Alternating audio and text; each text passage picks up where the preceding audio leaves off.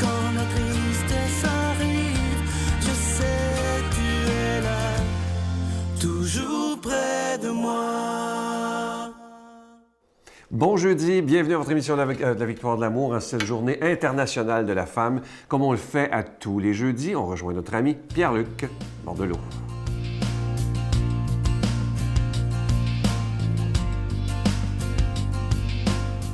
Bon matin de Dieu à vous, très heureux de vous retrouver ce matin.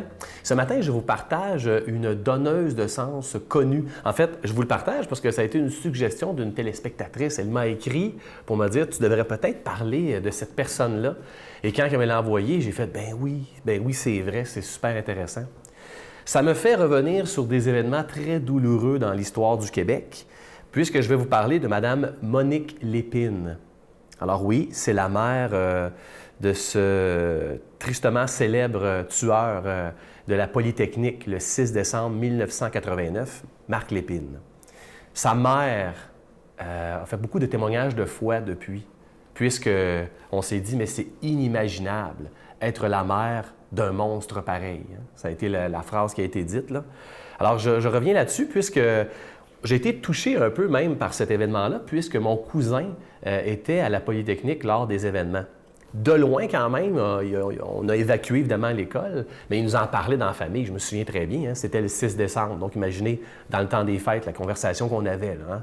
On demandait à notre cousin qu'est-ce qui s'était passé, et il a vécu un traumatisme de loin, là. Il était quand même dans l'école, mais il n'a pas vu ce qui s'est passé, il a entendu les coups de feu, et il a vécu un traumatisme. Imaginez de proche, imaginez de près, à quel point il y a des gens, des familles entières qui ont été saccagées.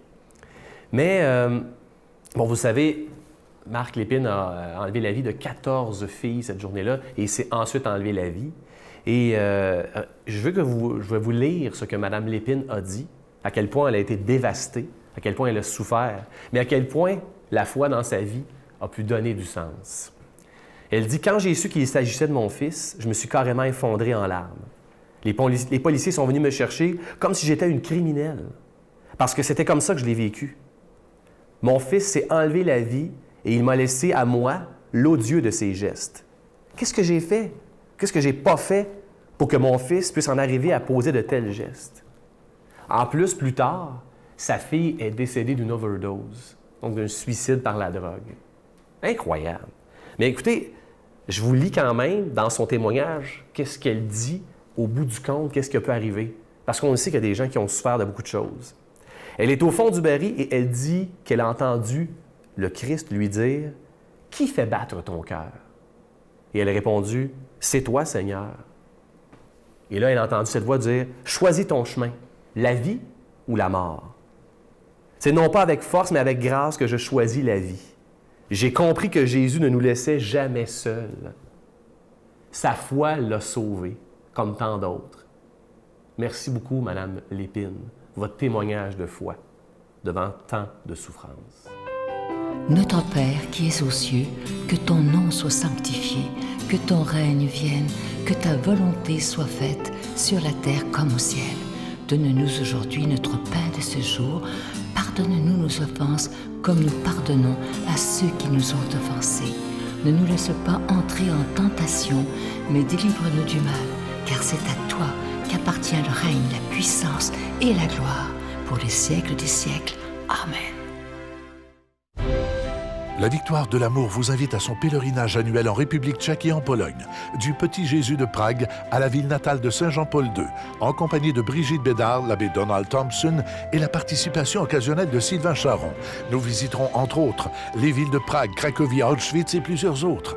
Nous visiterons aussi la maison natale de Saint-Jean-Paul II, du 11 au 22 juin 2018. Informations, réservations, voyage intermission, 514-288-6077 ou 1-800-465-3250. Je prends quelques instants pour solliciter votre aide pour le ministère de la Victoire de l'amour. Comme vous le savez, à chaque année, lorsque le carême arrive, on décide ensemble de ne pas envoyer de cadeau avec un don. Évidemment, c'est toujours un risque, hein, parce qu'il y a des fois des gens qui disent « Ben moi, s'il n'y a pas de cadeau, j'aiderai pas la Victoire de l'amour », ce qui est bien triste. Mais moi, je vous fais totalement confiance de faire un don spécial du carême afin qu'on puisse annoncer la parole de Dieu, mais aussi sans rien attendre en retour en disant au Seigneur « J'ai le goût de te donner pour que ta parole soit annoncée », comme il nous le demande dans l'Évangile. l'Évangile. Et aussi, quelque chose que je voudrais vous proposer, étant donné qu'il n'y a pas de cadeau ce mois-ci, vous savez que pendant le carême, c'est un bon moment pour vivre une retraite. Et parfois, on pourrait décider de vivre une retraite à la maison. Et c'est ce qu'on vous offre avec le nouveau cours Ressourcement, approfondir sa foi, Jésus, vrai homme et vrai Dieu. Ça peut être une belle façon aussi de bien vivre son carême et de mieux connaître Jésus de Nazareth. Vous savez que ce produit, évidemment que vous n'aurez pas de reçu d'impôt pour ça, parce que c'est un achat. C'est à partir de 49,99 plus taxes pour ceux qui l'achètent en ligne et ceux qui le prennent en DVD, c'est 59,99 plus taxes. Je vous donne l'adresse, la Victoire de l'Amour, casier postal 120, succursale Boucherville à Boucherville, le J4B 5E6, je vous la redonne, la Victoire de l'Amour, casier postal 120, succursale Boucherville à Boucherville, le J4B 5E6, également par téléphone, par carte de crédit, dans le 514-523-4433, 523-4433, ou sans frais, le 1-888-811-9291, 1-888-811-9291, et aussi sur notre site Internet, le www.lavictoiredelamour.org. Merci de tout cœur de votre don spécial du Carême 2018.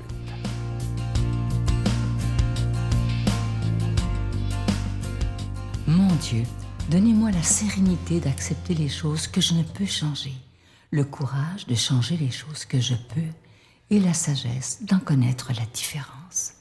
Amen. Aujourd'hui, la parole de Dieu, la priorité des priorités, proclamée par quelqu'un qu'on apprécie beaucoup. Il est aumônier à la prison de Bordeaux, l'abbé Stéphane Roy.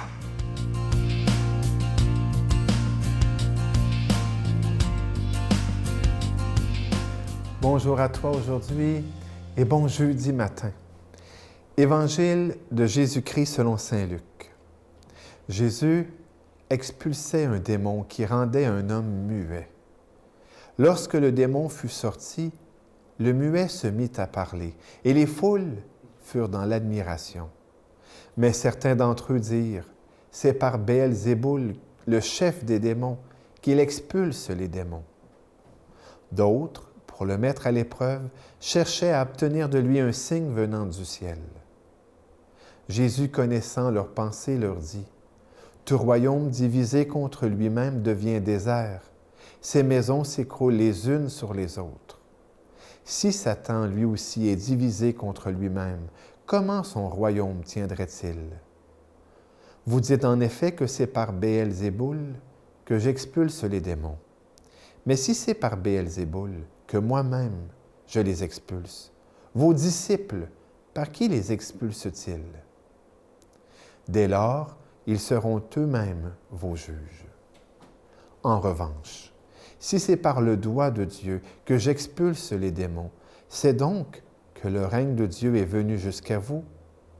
Quand l'homme fort et bien armé garde son palais, tout ce qui lui appartient est en sécurité. Mais si un plus fort survient et triomphe de lui, il lui enlève son armement auquel il se fiait et il distribue tout ce dont il l'a dépouillé. Celui qui n'est pas avec moi est contre moi. Celui qui ne rassemble pas avec moi disperse.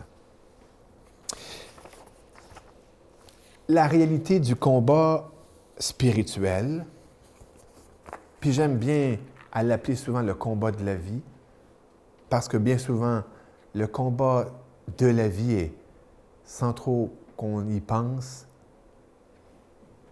combat spirituel, est partout présent dans les Saintes Écritures et le Nouveau Testament, et les paroles mêmes de Jésus n'en font pas exception. La puissance de délivrance du Seigneur a pour but de reprendre au démon ce qu'il a ravi, ce qu'il a volé à Adam et sa descendance. Ainsi, il faut comprendre ce passage, et je te le relis. Quand l'homme fort et bien armé garde son palais, tout ce qui lui appartient est en sécurité. Là, il parle, Jésus, du démon. Son palais, c'est le monde. D'ailleurs, rappelle-toi, Jésus aime souvent appeler le diable « prince de ce monde ». C'est qu'il avait volé à Adam, qui qui avait le pouvoir sur le monde, hein? Nommer les choses, étendre le règne de Dieu, croissez, multipliez-vous. Par le péché, Satan, pour Jésus dans le Nouveau Testament, a comme volé le pouvoir qu'Adam avait reçu de Dieu. Et après le péché, ce pouvoir-là lui étant enlevé, eh bien, Adam et sa descendance est comme soumis au monde. Voilà pourquoi, d'ailleurs, Saint Paul va parler souvent de ne pas être du monde. Jésus va parler aussi de ça. C'est que d'être sous l'emprise du monde, comme si on était encore sous l'emprise de Satan. Je continue. Mais si un plus fort, et là Jésus parle de lui, il est le plus fort, survient et triomphe de lui. De qui? De Satan. Il lui enlève son armement auquel il se fiait et il distribue tout ce dont il l'a dépouillé. Jésus vient comme un grand exorciste, comme notre Sauveur. Tu sais, c'est un titre que j'aime tellement pour Jésus, mon Sauveur.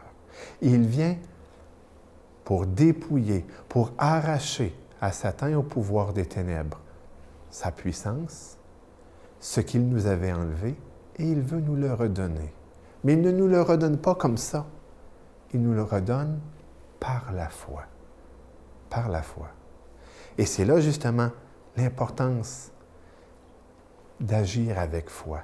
C'est dans la foi au Fils de Dieu, dans la foi en la victoire de Jésus, dans la foi en lui, et bien que toi et moi, eh bien, non seulement nous sommes sauvés, mais nous recevons de nouveau, qui nous est distribué, eh bien, ce que Jésus a conquis comme Seigneur et Sauveur de l'univers.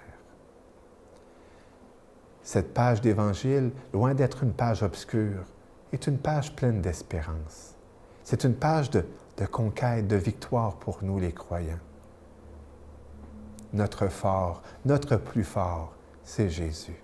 Et nous, comme des petits, soyons fiers de notre Seigneur. Soyons fiers de Jésus.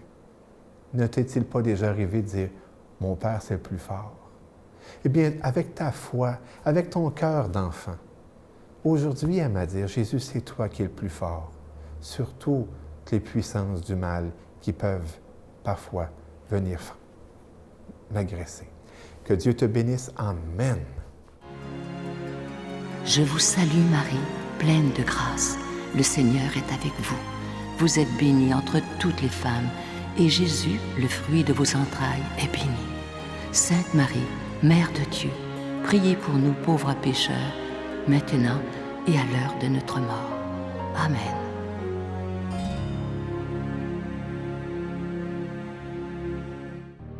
La victoire de l'amour présente Approfondir sa foi, découvrir Jésus, vrai homme, vrai Dieu.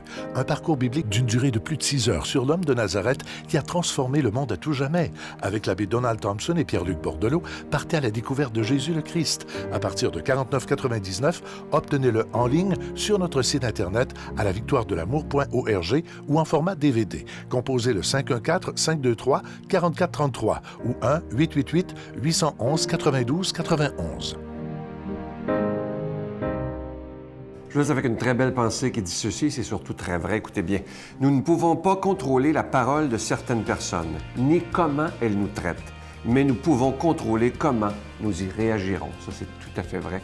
Notre réaction face aux événements. Je vais vous souhaiter une superbe journée. Comme je vous dis souvent, soyons dans la gratitude. À demain. Bye. C'est ce que je voulais ajouter, c'est quand vous vous plaignez, vous n'attirez pas, vous ne connectez pas avec les bonnes personnes.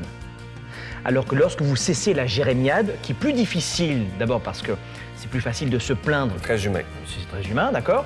Mais au bout d'un moment, oups, là, vous allez voir que vous allez attirer de nouvelles personnes. Et ça, c'est génial.